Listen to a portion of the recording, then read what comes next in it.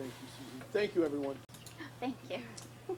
Again, thank you for the opportunity to be here today as we celebrate court reporting, captioning week. I'm very, very jazzed about this opportunity to speak to you today. And thank you, Christina, for reaching out to me in December.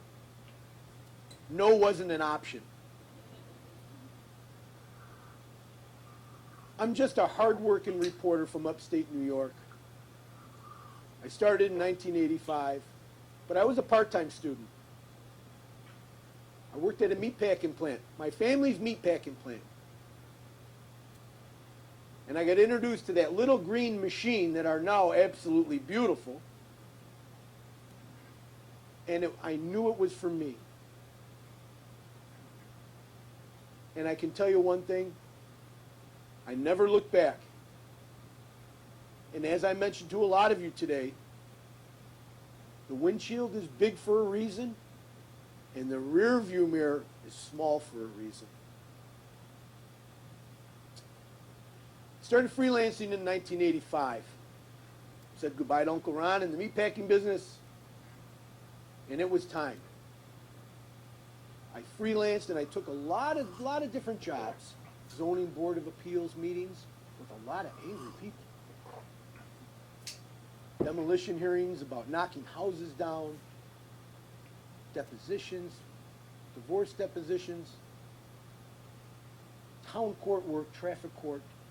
But in 1989, I passed a civil service test which landed me as a Monroe County Grand Jury stenographer. That was the title. April 19th, 1989. And I walked in there, and you know what? The second biggest mentor, my first mentor was Frank Dretto, who actually taught me how to write on the stenographic machine.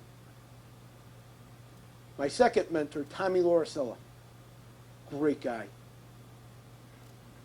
He taught me a lot, and he opened a lot of doors. But what was very, very important is that you interact with everybody that comes within 3 feet of you in this profession. Just a hello. Because you never know who that person might be in 10 years. That person might be an administrative judge. That person could be the expert witness that you're going to write in the deposition suite. It's just a great, great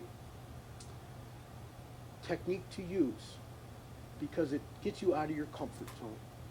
And Tommy taught me how to get out of my comfort zone. He taught me how to take statements at police departments, which were very unnerving to me, to sit in a room with police officers questioning people. In 1997, Tommy had decided that I had too much talent for that level of a job. So he convinced Charlie Saragusa, who was becoming a federal court judge, to make me his court reporter. I went to federal court. I did 60 jury trials in 3 years, the longest of which was 8 weeks. I bought a boat with that transcript. I still have that boat today. Beautiful nautique. But it was Tommy Lauricella. A guy that saw something in me that I didn't see. Mentors. We're going to talk about that. Then in 2001, I went to state court, New York State Court. Worked out of Buffalo for 9 years. Great city. Great city.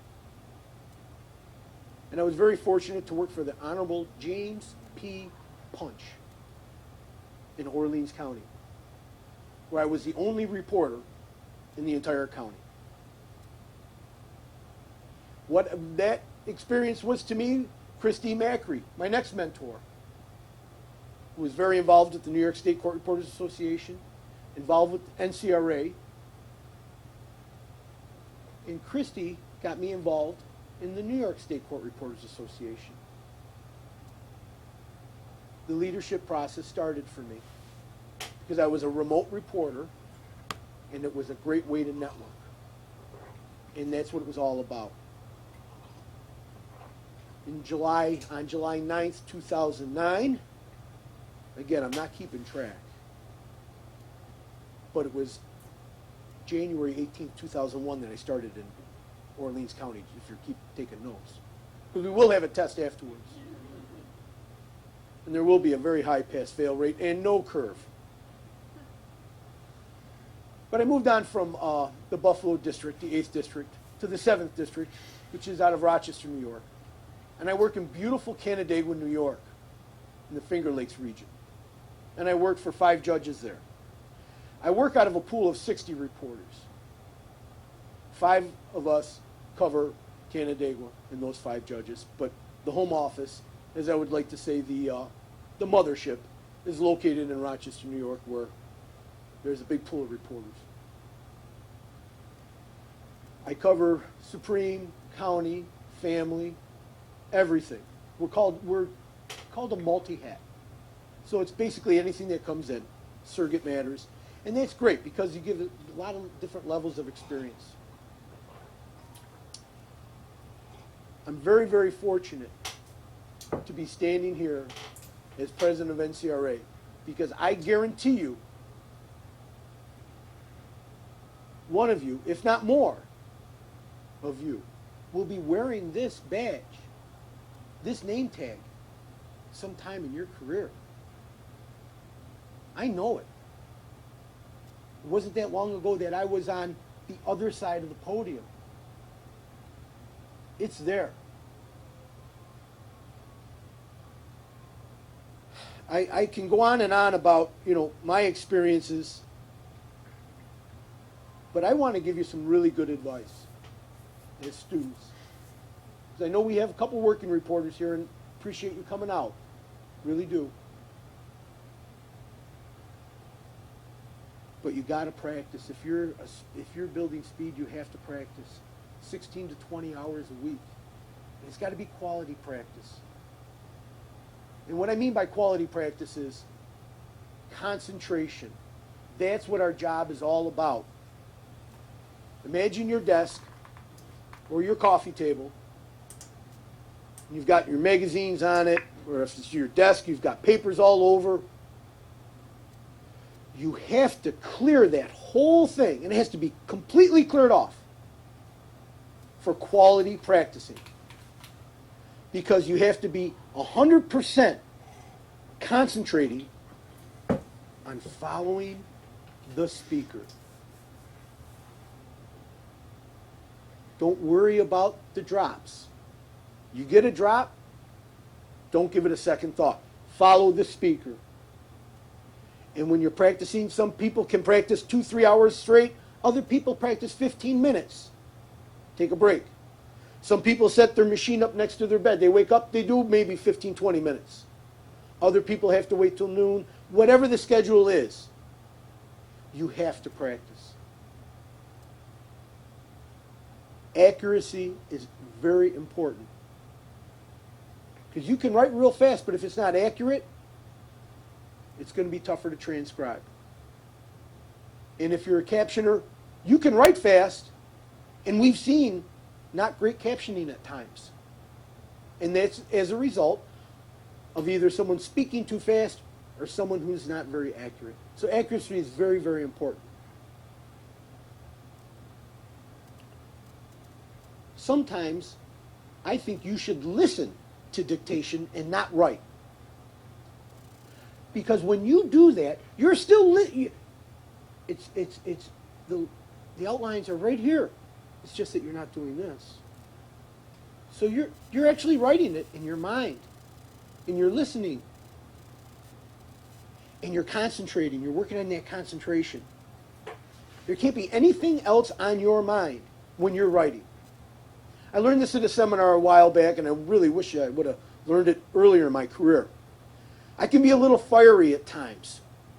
And if I get a really fast speaker when I was starting out, I get upset. Why is this person talking so fast? Why is this other person over-talking this person? I'm trying to make a record over here.